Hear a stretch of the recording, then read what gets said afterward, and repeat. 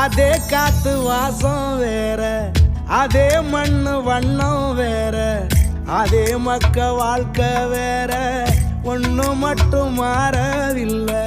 மத்த நாட்டு சுவையெல்லாமே ஒத்த வேலை உடைய போல, சுத்தமான நம்மூர் சுவையோ ஆத்தா தந்த உசுர போல. மூட்டி பாசம் கொட்டி சமைச்சது திண்டுக்கல் தலப்பா கட்டி, நெய்யூத்தி நேசம் கொட்டி இழுக்குது திண்டுக்கல் தலப்பா கட்டி.